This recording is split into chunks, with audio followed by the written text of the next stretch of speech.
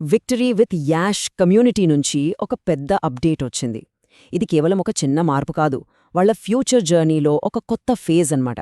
So ఈ రోజు మనం ఈ మార్పుల వెనుకున్న స్ట్రాటజీ ఏంటి, అసలివి మనపై ఎలాంటి ప్రభావం చూపించబోతున్నాయో క్లియర్గా విశ్లేషించుకుందాం. చూడండి, వాళ్ల ప్రకటన ఈ ఒక్క మాటతోనే మొదలైంది. మనం సిద్ధమవుతున్న క్షణం వచ్చేసింది. ఇది జస్ట్ ఒక వాక్యం కాదు కదా, ఎన్నో నెలల ప్రిపరేషన్, నిరీక్షణకు ఇది ఒక ఫుల్ స్టాప్. కమ్యూనిటీలో ఎప్పట్నుంచో అందరూ వెయిట్ చేస్తున్న ఒక పెద్ద మార్పు రాబోతోందని చెప్పడానికి ఇదొక సిగ్నల్.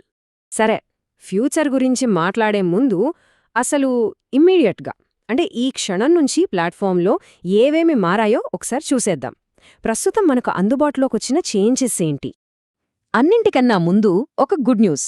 ప్లాట్ఫామ్ ఇప్పుడు కంప్లీట్గా స్టేబుల్ అయిపోయింది, బ్యూటిఫుల్గా స్టెబిలైజ్ అయ్యిందని వాళ్లే చెప్తున్నారు. అంటే ఇకపై టెక్నికల్ గ్లిచెస్ లాంటివి లేకుండా ఆపరేషన్స్ అన్నీ చాలా స్మూత్గా నడుస్తాయన్నమాట. ఇది ప్రతి ఒక్క యూజర్కి కావలసిన ఒక పెద్ద భరోసా. ఇక్కడ రెండు చాలా ముఖ్యమైన అప్గ్రేడ్స్ జరిగాయి.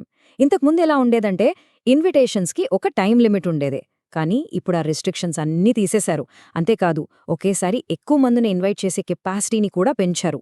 సింపుల్గా చెప్పాలంటే దీనివల్ల ఇకపై ఆర్టిఫిషియల్ అడ్డంకులుండవు. గ్రోత్ అనేది చాలా న్యాచురల్గా, స్మూత్గా, మన అవసరాలకు తగ్గట్టుగా ఉంటుంది. ఓకే, ఇప్పటివరకు చూసిన మార్పులు బాగున్నాయి, కానీ అసలు సిసలు కథ ఇక్కడ్నుంచే స్టార్ట్ అవుతుంది. వాళ్లు దీన్ని యాన్ ఇంటెలిజెంట్ ఫ్యూచర్ అని పిలుస్తున్నారు. ఇంతకీ ఆ ఇంటెలిజెంట్ ఫ్యూచర్ అంటే ఏంటి? గ్రోత్ని వీళ్ళు ఎలా కొత్తగా డిఫైన్ చేయబోతున్నారు? చూద్దాం. మరి ఈ గ్రోత్ అనేది ఎలా ముందుకు వెళ్తోంది? దానికి గైడెన్స్ ఏంటి? ఇదేదో యాక్సిడెంటల్గా జరిగే ప్రాసెస్ అయితే కాదు. ప్రతి స్టెప్ వెనుక ఒక క్లియర్, పక్కా ప్లాన్ ఉంది. ఆ ప్లానే ఈ కొత్త సిస్టమ్కి ఫౌండేషన్. దానికి సమాధానమే ఇది, ఆల్గోరిథమ్ డ్రివెన్ సిస్టమ్. వినడానికి కొంచెం టెక్నికల్గా అనిపించచ్చు, కానీ దీని ఉద్దేశం చాలా సింపుల్. ఇది ఒక స్మార్ట్ అసిస్టెంట్ లాంటిది అనుకోండి. మన నెట్వర్క్లో ఎవరు నిజమైన లీడర్స్, ఎవరు కమిట్మెంట్తో ఉన్నారో ఇది గుర్తిస్తుంది. దానివల్ల హెల్దీ గ్రోత్ని ఎంకరేజ్ చేస్తుంది. అంటే ఇక్కడ ఫోకస్ కేవలం నంబర్స్ మీద కాదు, క్వాలిటీ మీద. సరే, ఈ ఆల్గారిథం అస్సలు ఎలా పనిచేస్తుంది? దీని వెనకున్న ప్రిన్సిపుల్స్ ఏంటి? వాళ్ళు దీనికోసం 3 కీలకమైన పిల్లర్స్ని డిఫైన్ చేశారు. ఈ మూడింటి మీదే నెట్వర్క్ ఫ్యూచర్ మొత్తం ఆధారపడి ఉంటుంది. ఆ 3 పిల్లర్స్ ఏంటంటే, 1 లీడర్షిప్ పర్ఫార్మెన్స్, అంటే జస్ట్ జాయిన్ అవ్వడం కాదు, ఇనీషియేటివ్ తీసుకోవడం. 2 అలైన్మెంట్ అండ్ ఎంగేజ్మెంట్, అంటే కమ్యూనిటీతో ఎంత యాక్టివ్గా ఉంటున్నారు అనేది. ఇక 3ది హెల్దీ గ్రోత్, అంటే గుంపును పెంచడం కాదు, కరెక్ట్ పీపుల్ని తీసుకురావడం. ఈ మూడింటి మధ్య బ్యాలెన్స్ ఉన్నప్పుడే క్వాలిటీ ఎక్స్పాన్షన్ సాధ్యమవుతుంది. ఈ మార్పులన్నీ బాగానే ఉన్నాయి, కానీ ఇక్కడొక అసలైన ప్రశ్న వస్తుంది.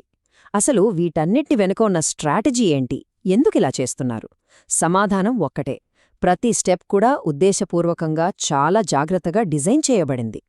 వాళ్ళు ఒక్క మాటలో చాలా క్లియర్గా చెప్తున్నారు, ఇది యాక్సిడెంటల్ గ్రోత్ కాదు.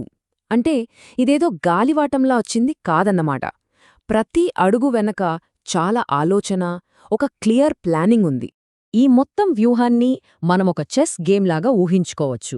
ప్రతి మూవ్ స్ట్రాటజిక్గా ఉంటుంది, ప్రతి టార్గెట్ క్లియర్గా ఉంటుంది. వాళ్ల ఫోకస్ అంతా లాంగ్ టర్మ్ ఫ్యూచర్ మీదే ఉంది. అంటే ప్రతీదీ ఉద్దేశపూర్వకమే, ఫార్వర్డ్ థింకింగ్తో కూడుకున్నదే. మరి ఈ స్ట్రాటజీ వెనుకున్న ఫైనల్ గోల్ ఏంటి? కేవలం మెంబర్స్ని పెంచుకోవడమా? అస్సలు కాదు. వాళ్లస్సలు లక్ష్యం రియల్ వాల్యూని, లాంగ్ టర్మ్ ఇంపాక్ట్ని అందించే ఒక ప్లాట్ఫామ్ని నిర్మించడం. టెంపరరీ సక్సెస్ కాదు, శాశ్వతంగా నిలిచిపోయే విలువను క్రియేట్ చేయడం. కాబట్టి మనం చూస్తున్నది కేవలం కొన్ని ఫీచర్స్ మారడం కాదు, ఇది ఒక పవర్ఫుల్ కొత్త చాప్టర్కి నాంది.